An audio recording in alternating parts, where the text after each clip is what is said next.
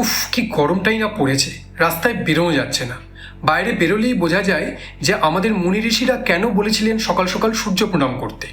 মানে সকাল 7টার মধ্যেই সূর্যকে সাষ্টাঙ্গ প্রণাম করে বলা উচিত যে ভাই, যা উঠেছিস উঠেছিস, আর উঠিস না। উঠলে যে কী অবস্থা হয় সে তো দেখাই যাচ্ছে। কিন্তু আমাদের বাড়িতে সবই আছে জানেন। একটা এসি আছে যেটা দিয়ে ঝরঝর করে জল পড়ে। আমি 3-4জন মিস্ত্রি দেখিয়েছি, কিন্তু কেউই কিছু করতে পারেনি। শুধু একজন আমাকে পরামর্শ দিয়ে গেছে যে যেদিন মন খারাপ থাকবে, খুব উদাস উদাস লাগবে, সেদিন এসিটা চালিয়ে বৃষ্টির আমেজ নেবেন। একটা সিলিং ফ্যান আছে যেটা চালালেই ঘটাং করে প্রথমে তার হার্ট অ্যাটাক হয়, তারপর সেটা থেকে রবীন্দ্রসঙ্গীতের সুর বেরোতে থাকে, তাও ইনস্ট্রুমেন্টাল। একটা এয়ার কুলারও আছে, সেটা আবার ব্যালেন্সের কারণে সরে সরে যায়। আমি বেডরুমে চালিয়ে শুলে ঘুম থেকে উঠে দেখবো সেটা হয় কিচেনে, নয়তো ড্রয়িং রুমে গিয়ে দাঁড়িয়ে আছে।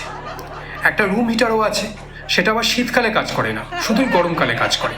কিন্তু কি আর করব, টাকা দিয়ে অনেক কষ্ট করে কিনেছিলাম, তাই গরমকালেই চালাই, তাতে রুম টেম্পারেচার আরও বেড়ে যায়।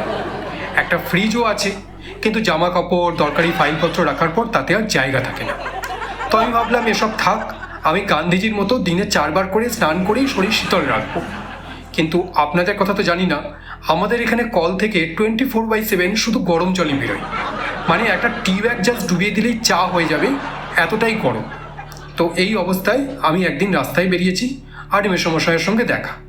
আমি গিয়ে প্রণাম করতেই তিনি বললেন, কিরে, এবার তো বিয়েটা করে নে।